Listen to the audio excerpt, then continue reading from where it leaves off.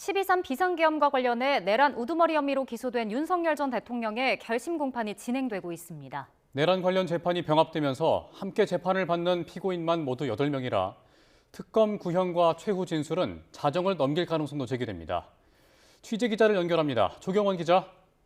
네, 사회부입니다. 네, 아직 특검 구형은 시작도 못한 거죠?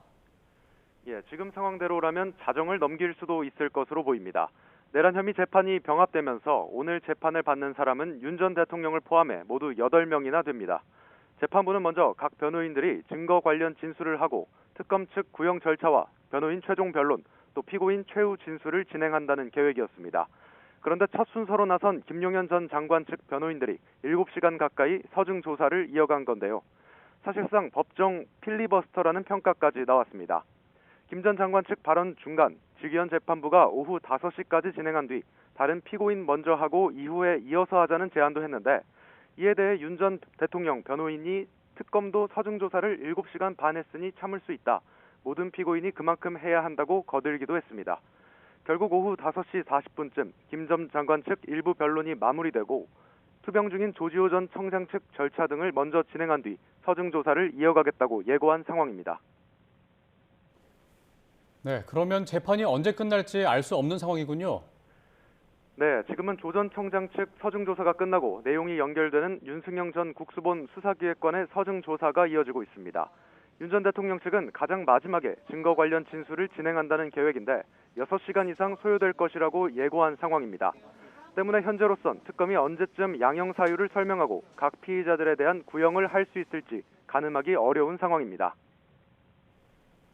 네, 지금 재판이 예상보다 훨씬 길어지고 있는데 재판부는 어떤 입장입니까? 직위원 재판장은 오후 재판을 시작하면서 진술 시간에 제약은 두지 않겠지만 중복 없이 해달라고 요청하며 오늘 굉장히 늦은 밤에 끝날 수 있다고 언급했는데요. 조 전 청장 측 서증 조사가 끝난 오후 6시 반쯤 10분가량 휴정을 선언하며 오늘 전체 일정을 저녁 8시쯤 다시 정할 예정이라고 밝혔습니다. 너무 힘들면 기일을 한 번 더 잡을 수밖에 없지만 원래 계획은 오늘 재판을 마무리한다는 것인 만큼 가급적 오늘 마무리한다고 생각하고 임해달라는 건데요. 잠시 뒤 어떤 발언이 있을지 지켜봐야 할 것 같습니다. 윤 전 대통령 측은 앞서 재판 도중 언론 공지를 통해 공동 피고인이 순차적으로 변론을 진행해 상당한 시간이 소요되고 있는데 방어권을 충실히 보장하기 위한 불가피한 과정이라고 밝혔습니다. 그러면서 윤 전 대통령 측도 법리와 사실관계를 빠짐없이 설명하기 위해 준비했다고 덧붙였습니다.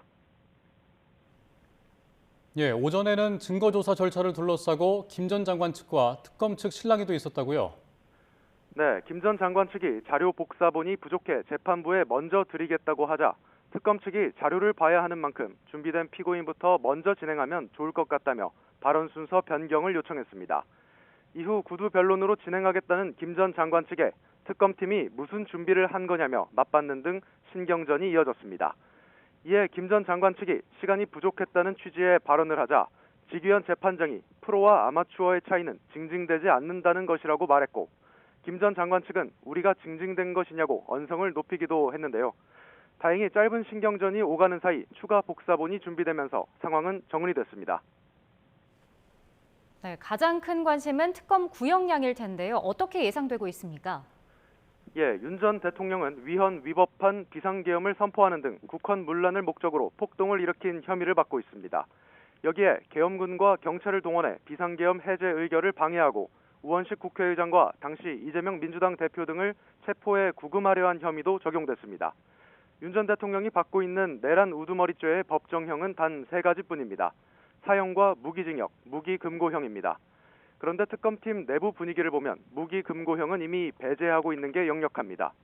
특검 관계자는 YTN과 통화에서 지금까지 노역이 없는 무기금고를 생각해 본 적은 없다고 밝히기도 했습니다.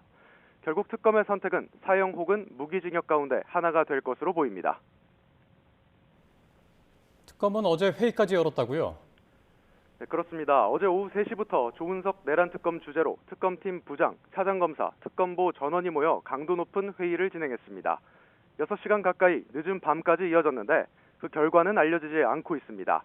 다만 사형이냐 혹은 무기징역이냐를 놓고 논박이 이루어졌고 의견이 팽팽했던 거로 전해졌습니다. 윤 전 대통령이 무력으로 민주주의와 법치를 짓밟으려 했다는 점에서 그리고 국민 여론을 감안할 때 사형 구형이 불가피하다는 주장이 있었던 반면에 실제 선고를 고려할 경우 무기징역을 구형해야 한다는 반대 입장도 만만치 않았을 것으로 보입니다.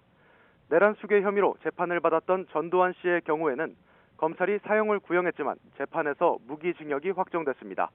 지금까지 사회부에서 YTN 조경원입니다.